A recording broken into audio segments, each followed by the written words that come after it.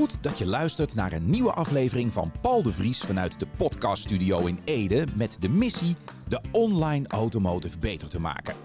Dit doet Paul met de volgende partners met dezelfde missie: Marktplaats, Calldrip, CARMEN Automotive BDC, Findio, Used Car Controller en tweedehands.be.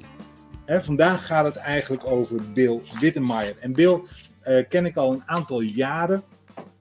Ik was ooit bij een event van David Kane in Kentucky, waar Bill een presentatie had over dat het eigenlijk niet zo heel erg ingewikkeld was, dat leads opvolgen. Want je krijgt namelijk een kans, een actieve klantvraag met een telefoonnummer. En het enige wat je moet doen is dat telefoonnummer bellen en de klant uitnodigen voor een proefrit, voor een afspraak, voor een showroomafspraak, met daarin een voordeel. En als je nou gewoon doet wat je altijd doet, met een goed script werken, met een beetje enthousiasme, dan gaat dat vanzelf wel goed.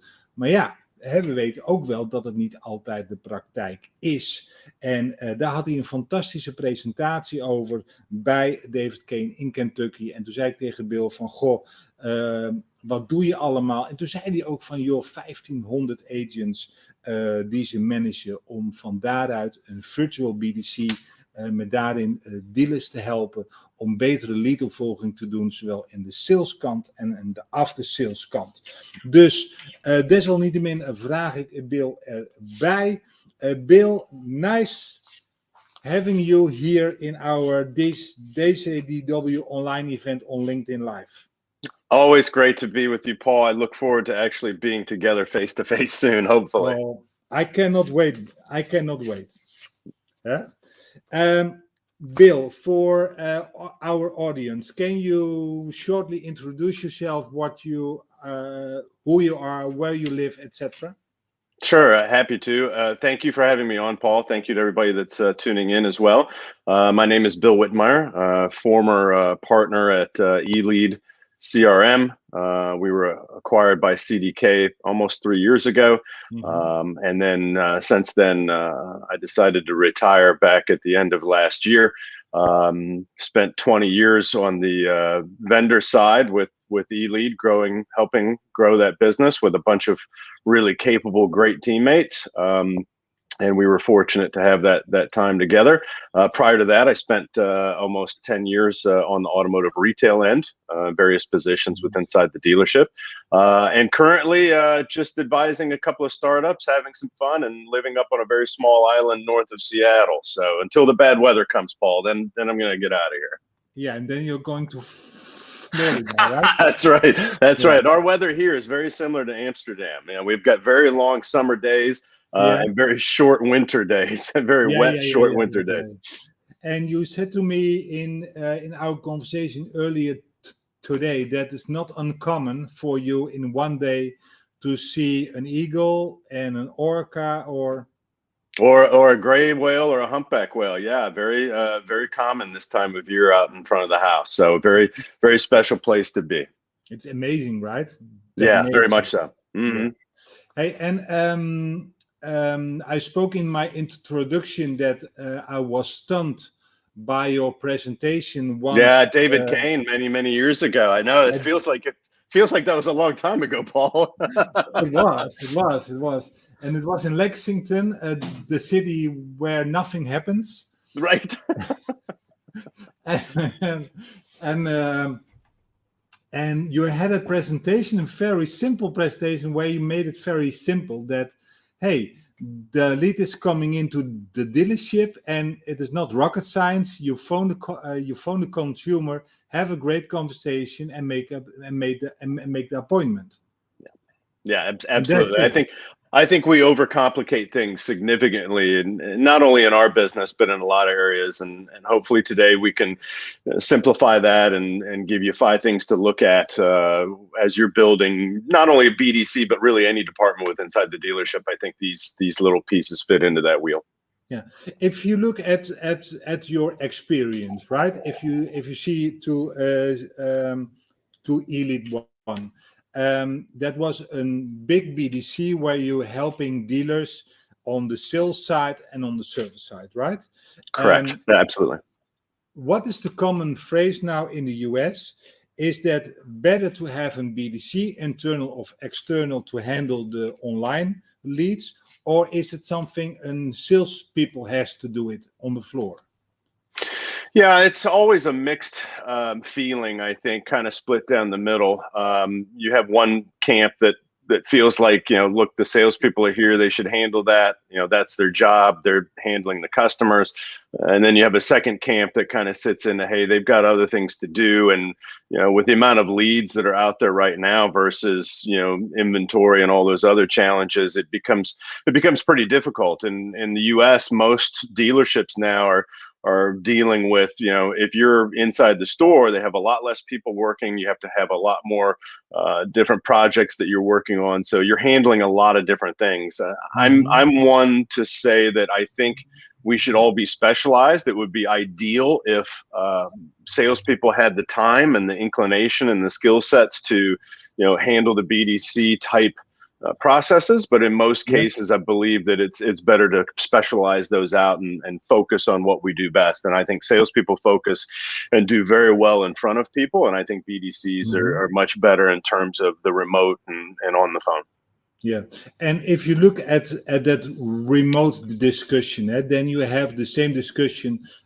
Do I want to have, as a dealer, do I need my own BDC with all the benefits, but also the disadvantages, or do I have to outsource that as well? What's the phrase on that one? I think it's probably split down the middle there as well. Most dealerships have built a BDC, if not 3 or 4 of them at some point in their lives. So they've been down that road, and there are huge advantages to doing it internally. Obviously the control and the pivot that you can do there, and the fact that it's all connected. And at the same time, there's also a disadvantage from the standpoint of, hiring and all those different human resource challenges that we have when it comes to managing people, right? I mean, people are the most difficult and the most important part of anything that we do. Yeah. So if the choice from the dealer is, hey, I want to have my own BDC, but I want an escalation to another BDC where I cannot pick up the phone, or whatever the case will be. Is that the most? Is that the best solution? I believe it is. In my 20 years, the best that I've seen is definitely a hybrid between the both. I think it's important to have a team inside the dealership, and at the same time having an external do the heavy lifting for you, right? That's the real critical matter. Numbers game. Sales is a numbers game. It always will be.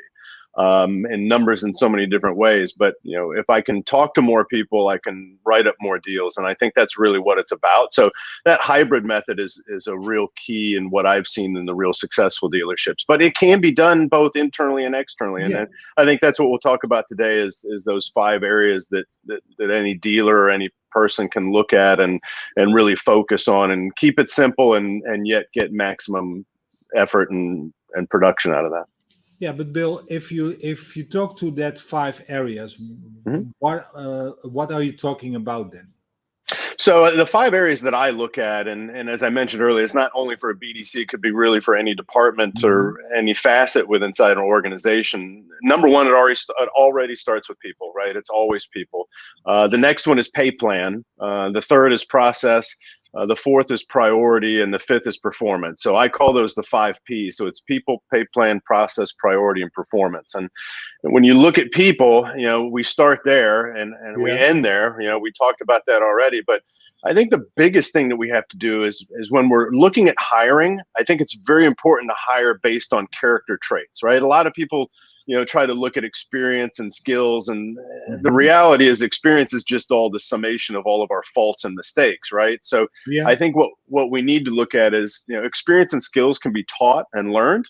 I think you have to keep interviews consistent. That's a huge mistake I see a lot of people do, is they kind of take every interview based upon the person that's sitting across from them. Instead the other way around. Yeah, and what it should be is, we talk too much in the interview and we don't let the prospective person talk. You should only do 25% of the talking in an interview. Your questions should be consistent from interview to interview to interview. They should be the same questions along, so you get a better measuring board. as opposed to going with your gut. Look, people are nice in most cases, and if you let them do talk and you guide the thing, you're probably going to like them at some point. That doesn't mean they're going to be a great employee or that they're going to put out great production.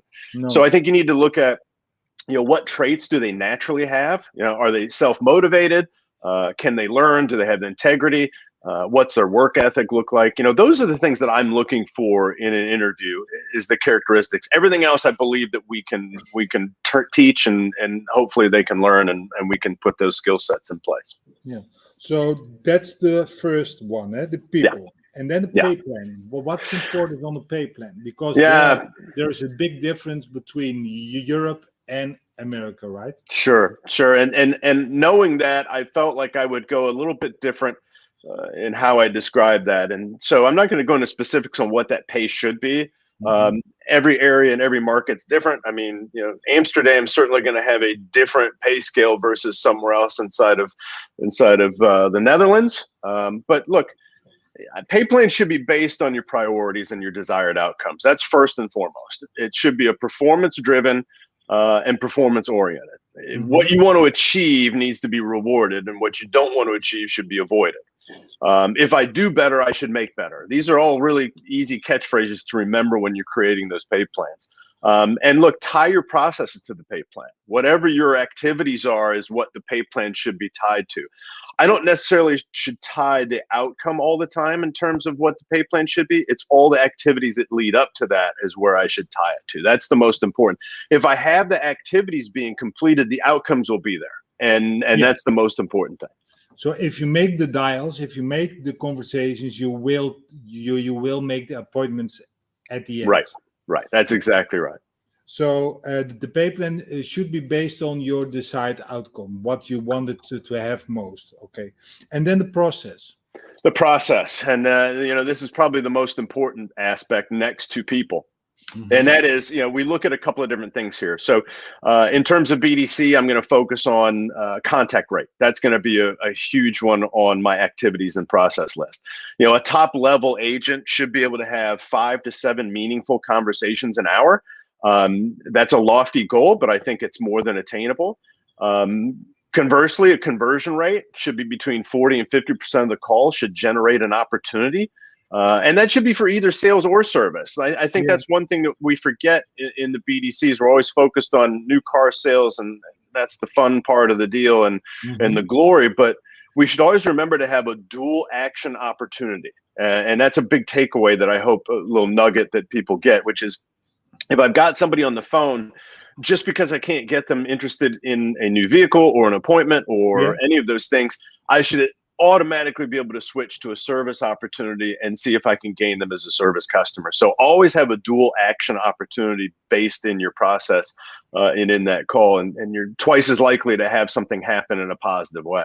And can it also be the third one that you need to be the ambassador of the brand or the dealership?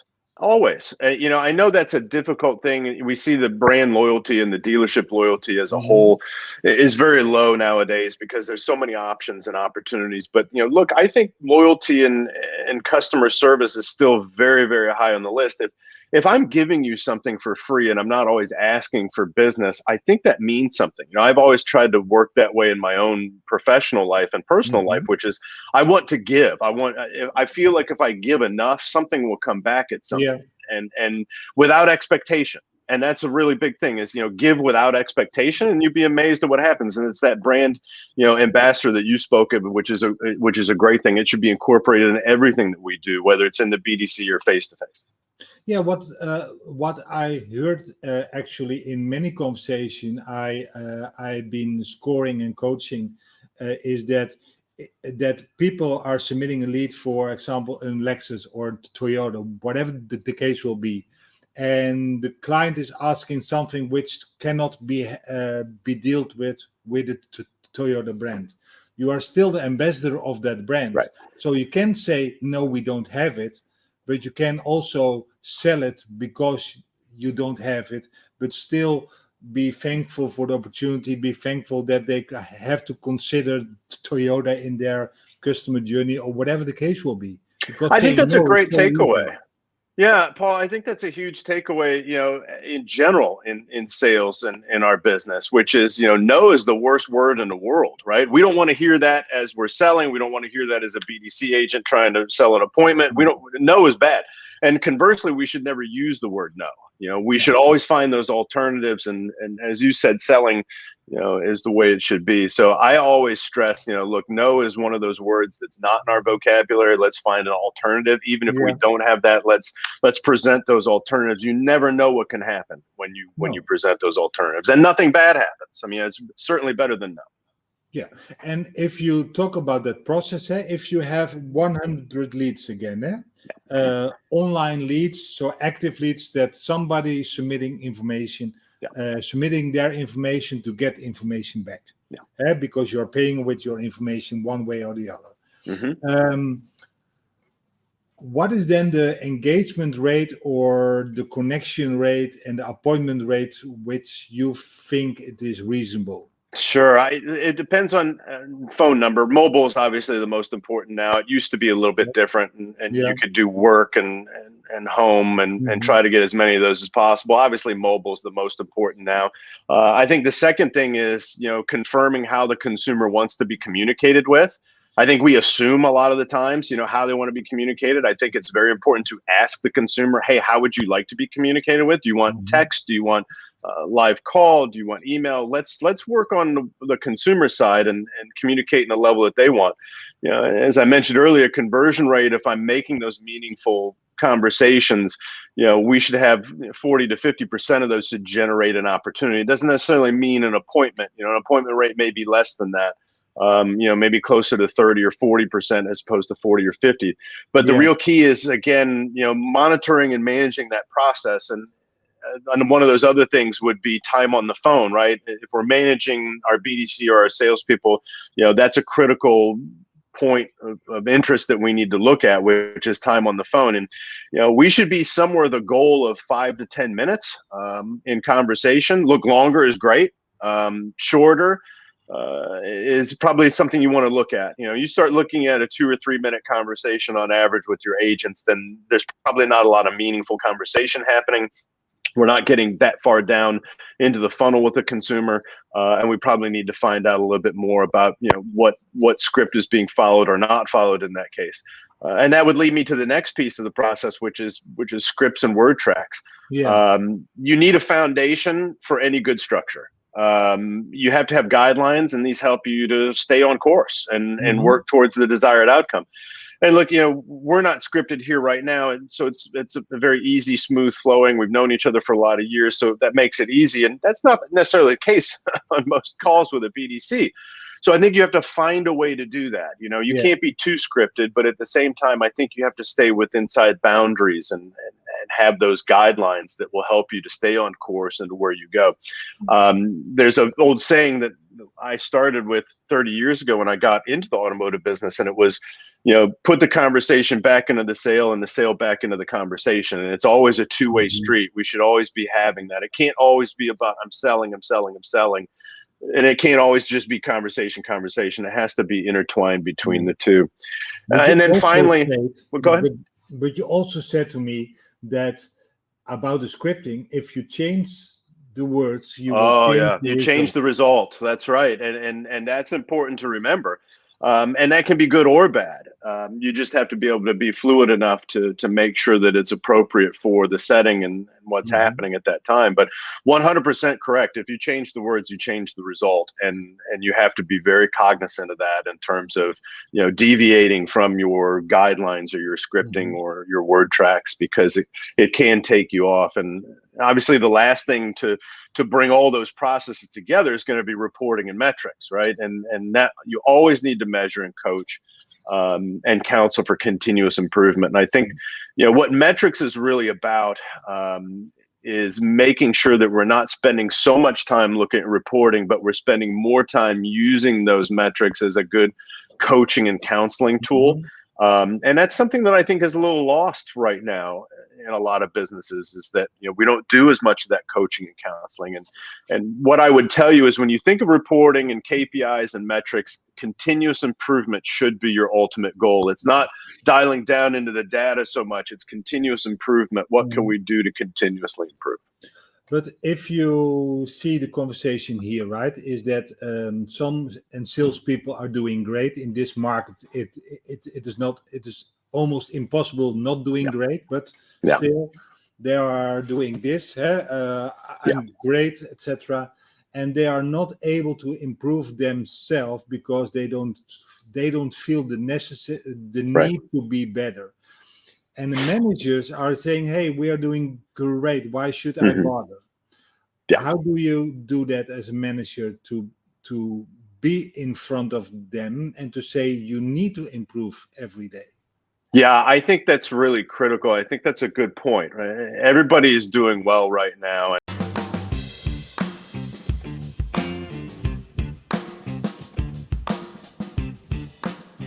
Steeds meer collega's gebruiken Used Car Controller. Taxeren, calculeren, publiceren of auto's verhandelen met je persoonlijke handelsplatform? Met 1 abonnement geeft Used Car Controller je controle over alle kritische gebruikte autoprocessen. Zo maakt Used Car Controller je tot sterkste in je vak.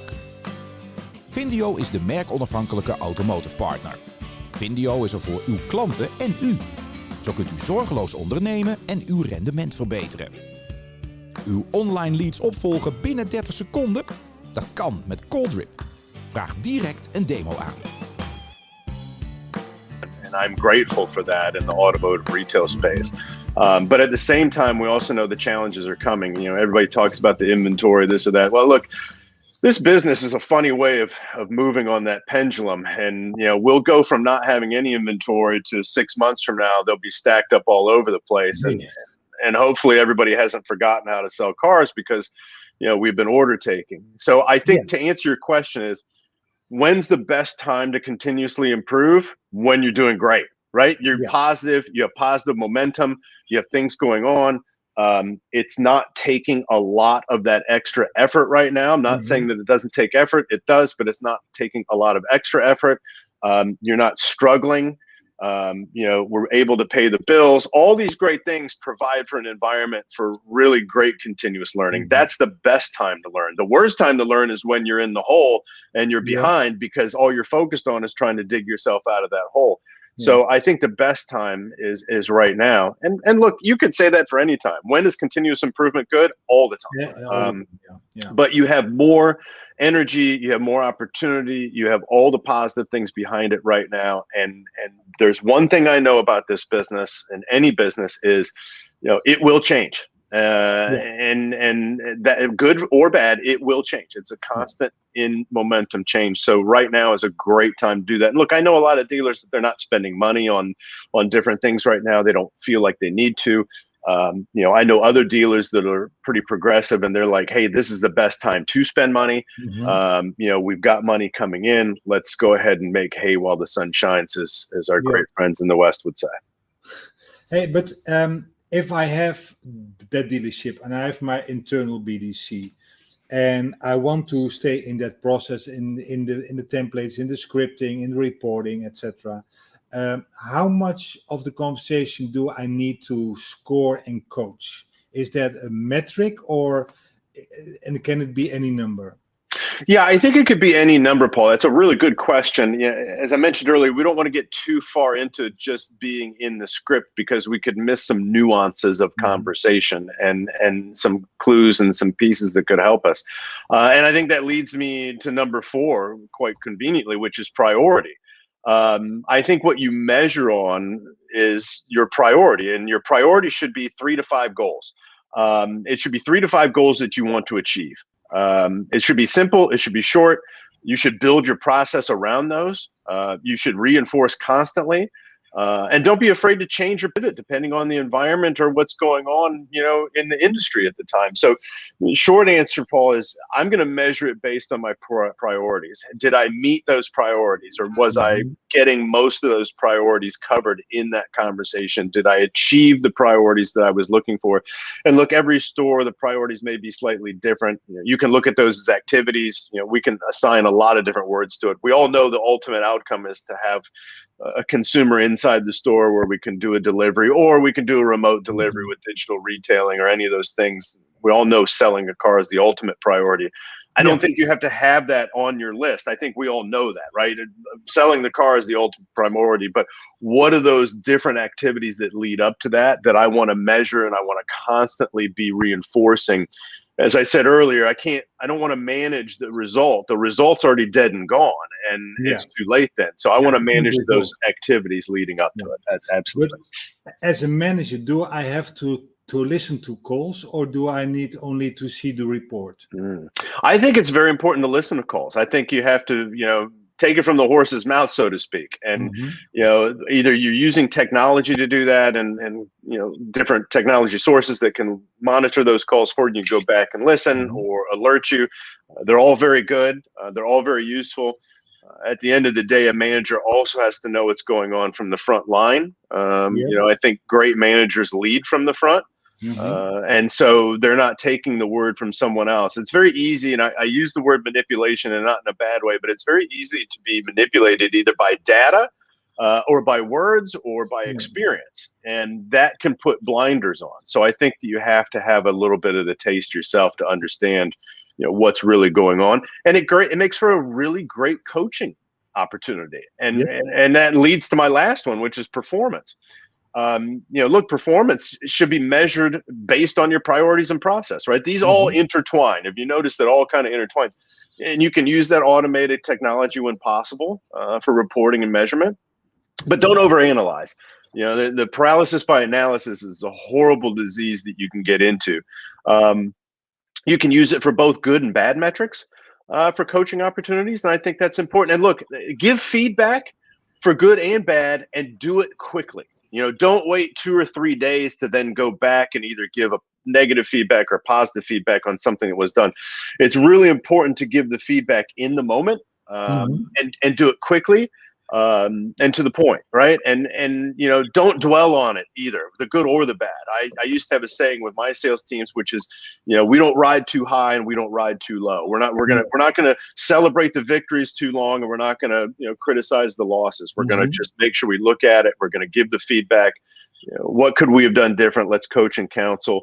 And ultimately, don't hesitate to make a change if someone cannot change. That's also important too. Look, I think, as I said, people are number one on my list, but at the same time, we also have to, come to that realization that sometimes, we have to make a change if people can't change, and that's okay too. There's other areas that they can go into.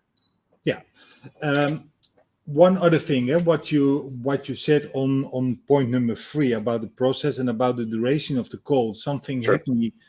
I see in our data that if the conversation is too long, then the client has all the information and there is no necessary for the appointment, and the appointment is not set. How do you do that to make that? Because you are absolutely right. If you have a longer conversation, you have more quality in the conversation, you have more buy-in in that conversation. It's not a hit and run thing. On the other hand, I see in our Dutch data, when the conversations are longer, then the appointments are not there anymore because they forgot, or they have a great conversation, but they didn't sell something. Yeah. Back to the look, put the conversation into the sale and the sale in the conversation. And our data would show that same thing, Paul, is that if you go too long on a call, you've gotten out of the whole goal and the priorities, which is why I think when you look at that process and you look at the priorities and you intertwine those two, am I hitting that?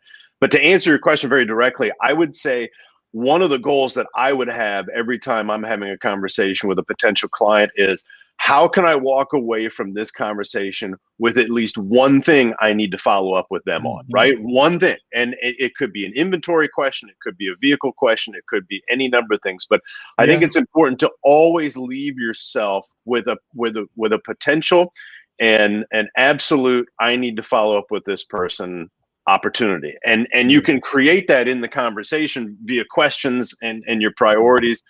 And, look, I don't think it's good to mislead anybody, but I think it's okay to present opportunities. And what I mean by that is maybe the consumer asks you a question that you know the answer to. And it's okay to say, hey, look, let me go double check that and I can follow up with you on that. You're creating an opportunity to follow up with, and you're keeping the sale in the conversation. And then go double check that. Make sure the information that you know that the consumer has asked is correct. And now you have an opportunity to get back with that consumer. Too many times we leave conversations with potential clients and we have absolutely nothing to go back to them with. And then we come up with terrible things, right? It's like, oh, just checking in on you, just following up. And look, they're not inviting us over for Christmas dinner. We're not that close, right? So I don't think you need to have that type. Always leave yourself an opportunity to come back and give them information on something that they require. Yeah. Bill, about the virtual BDC, internal or external. If I'm an agent and I have the consumer on the phone and I'm making that appointment, what is the best practice to have the best handover? Because the handover is the most critical one, right? I had a great conversation with an agent and now I have a salesperson who thinks the deal is already done, but he has to start all over again. Right. So what is in your experience the best handover you saw? So a couple of thoughts here. Number one, in some stores, maybe that agent is going to be the person that they are going to see when they come in, right? And that's one of the arguments, or maybe not arguments, or one of the contested things that we look at when we talk about BDC. So I think an answer to that is if I'm an agent that's actually purely working the phones as opposed to the floor, I think the handoff is critical, and it could be done in one of two ways. The most beneficial way that I've ever seen is making sure that we hand it over to a manager, right? That's the most important, that there's a VIP manager that we're assigning to this consumer when they come in. And that's in the handoff on the call. Hey, I want you to talk to Paul. He's our VIP manager. He's going to specially handle this. And it's okay for Paul to go out and just do a handshake and greet and meet you in the store. Thank you for coming in. And by the way, this is our most trusted associate, David, and he's going to be the one that actually does the legwork.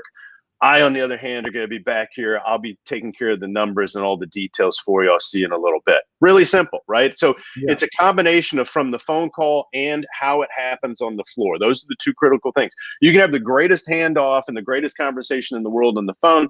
If the experience when they walk into the actual facility is different or bad or is not taken care of, then it doesn't matter how good the handoff was. So it's a two-handed approach in terms of what's the handoff on the phone and the word track, and then how do we handle that consumer when they come into the store? The shame of it is I've seen so many times, even today, but the shame of it is we do all that work of setting up an appointment. The potential client comes into our facility and the experience that they have is terrible. Nobody knows that they're there. We're trying to search for somebody, and it's like, why did I set the appointment? Right. I mean, we all know how we feel when we set an appointment for the doctor's office and then you have to go sit for 45 minutes before you see the doctor. You probably don't have that in the Netherlands with your healthcare. We do here. So, you set an appointment and then you wait 45 minutes in the office and it's like, well, wait a second. Why did I set the appointment? What's the point of this? So I think, remember that. No. You need that 45 minutes to fill out all the paperwork before. That's right. Well, not much different in buying a car in some cases. So almost none. Almost none. Hey, but Bill, did you also see a great practice that they are using video or text or whatever to do the trends over? Yeah, I think that's possible. I've not met a ton of salespeople that are really exceptional in video, right? I think all of us are on the sales floor and behind the phones for a reason. They say that you have a radio face, right? Okay. So I think it's important to know what your skill sets are And look, you can improve those skill sets. And, if you're going to use video, I think the one mistake that I see people do a lot is they make the video about themselves. Yeah, it's important to have a relationship with the consumer, but the consumer's not buying you, they're buying the vehicle. You're selling you, but I think it's important to make sure that the vast majority of your content is about the vehicle and it's about information. It's not about you. I see too many people that are using this as some type of celebrity stardom and or walking around videotaping themselves, and I don't quite understand that either. But I think it's really important to make sure it's about the vehicle. You can have a little bit of personality in there, that's okay, but it shouldn't be all about you and the personality. It should be about the vehicle. So I think that's really critical. And as I mentioned earlier, early in our conversation, it's really important to ask the consumer, how do they want to be communicated with? And I think that's something we still miss. We just make assumptions based upon whatever our process is at our dealership or our facility on how we're going to communicate. We don't take the consumer's desires in. Like me, I'd much rather text and get it done quicker. I've got a lot going on, and that's simple for me. And then I might get to a point where it gets complicated or there's a lot of information and I'll move to a phone call. But ask the consumer how they want to be communicated with, and then follow up and execute on that request and that desire. So if you are going to ask them on the scale from 1 till 5, where's the email then? On the bottom, or? I think it's pretty low nowadays. I think that there's some general information that they may want early on. Email has turned into what the phone call used to be, which is they're just kind of eliminating you. They're finding out how much information you're going to give. And if you're hesitant or you don't give enough information in that in the email, they're going to start to say, geez, if they're this hard to work with via email, how hard are they going to be work with face to face? And that's always the consumer's ultimate, fear. So I think it's low. I think it's still important. I think it's important to keep it short, sweet, give information, but to your point earlier, just like a conversation, I should always have something else that I'm holding on to that I can come back and give them in addition. I should always have that second base to go to. Bill, the last question, except one. You are a big fan of, how was the band called again? Oh, Pearl Jam. Pearl Jam, when Pearl Jam is playing again in Europe, etc., you are coming over, right? I am coming over. I have tickets already. It's been postponed twice, but I will be there.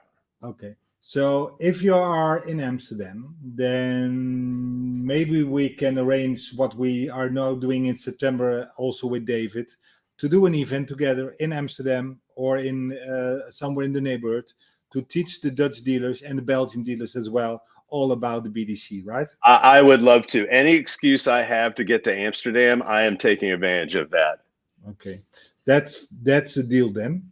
And the last question I have, if somebody has questions about anything about the BDC, how can they in touch with you?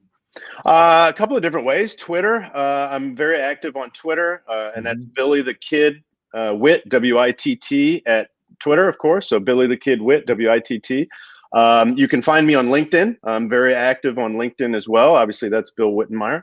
And then don't hesitate to email me, which is billythekid with the number 9 at me.com, billythekid9 at me.com. And I'm very prompt generally, although time difference, you've got 9 hours on me right now. So it's early in the morning here as you guys are approaching time for a nice cold beverage. I really appreciated your time and your early start this morning. Always. And your last name is a German name, I think? Yeah, it is. Absolutely. From Alsace-Lorraine. So I guess you could it's probably debatable whether I'm on the French side or the German side at any given time over the course of the centuries. So it's depending on the year you were born, right? Yeah, right. I tend to like the French cuisine and the wine, and I like the German meticulous detail. So I try to do both. Yeah, it can be both, right? Yeah, in one person. Yeah. So thank you very much, and I speak to you very soon, Bill. Look forward to it. Paul, thank you so much for having me on. Wish everybody good health and prosperity as you go forward. I can't wait to see you soon. Thank you. Bye-bye. En dat was Bill, dames en heren. En nogmaals gezegd, een BDC runnen met meer dan 1500 agents is natuurlijk daar moet je wel je kwaliteit voor hebben, moet je ook je proces voor in kunnen richten. En dan moet je ook eigenlijk wel verstand van zaken hebben. En dat zie je ook in dit gesprek ook. De 5 P's. Dus ik heb ze even opgeschreven. People, uiteraard gaat om mensen. Daarna het P-plan, oftewel van op welke manier ga je de mensen betalen, bonussen geven, bijvoorbeeld voor het aantal gesprekken wat ze hebben, het aantal afspraken wat ze hebben, kun je daar iets mee, ook in dit land. Het proces uiteraard, op welke manier ga je bellen, hoe vaak ga je bellen, mailen, sms'en en al dat soort zaken. En daarna ook de prioriteit. Op welke prioriteit geef je? Wat is je doel in het gesprek? Het eerste doel is natuurlijk een showroomafspraak. De tweede doel kan een telefonische afspraak zijn. Of het derde doel kan ook zijn van misschien zit er wel handel in voor de after sales. En als laatste performance. Uiteindelijk moet het wel leiden tot resultaat. Uiteindelijk moeten we wel, wat Bill terecht zei, van joh, je moet wel de conversatie houden in de sale, maar ook de sale in de conversatie houden. En qua scripting, waar die heel duidelijk in is geweest, is van scripting werkt. If you change the words, you will change the results. En dat merken we bij ons klantcontactcenter en CARMEN Automotive BDC ook elke dag. Op het moment dat we met die scripts bezig zijn, dan zie je ook dat de resultaten veranderen. Niet altijd positief, ook wel eens negatief, maar dan weet je in ieder geval dat je op het verkeerde spoor zit en dat je daardoor ook weer kan wijzigen. Een aantal laatste dingen. Ik zag Alexander Roos er ook bij. Leuk dat jij er bent. Mirko was erbij. Schoenmaker, leuk dat jij er bent. Mirko en Koen van der Laar, onze partner bij CARMEN Automotive BDC, was er uiteraard ook. September, 7 en 8 september dus, David Kane en George Nenny in Gent, België en in Almere, Nederland. De Almere-editie is dus een ochtendeditie en de Gent-editie is een middageditie met beide heren live te zien in de verschillende accommodaties. Oktober komt Brian, gaan we eerst op maandag naar de Duitse kant, oftewel gaan we naar Berlijn, gaan we naar mobiele.de om daar de presentatie te gaan doen. De volgende dag zijn we in België, in Antwerpen en de dag daarna zijn we in Almere voor onze DCDW-events. En de DCDW-events zijn gratis voor dealers, autobedrijven, leasemaatschappijen en importeurs. Je kunt je aanmelden via dcdw.nl of Paul de Vries 1972.nl en dat wordt mogelijk gemaakt vanwege onze partners. Onze partners die samen met ons de online automotive beter willen maken, die fantastische producten ook daarvoor hebben om jullie te helpen om alles uit die online automotive te halen.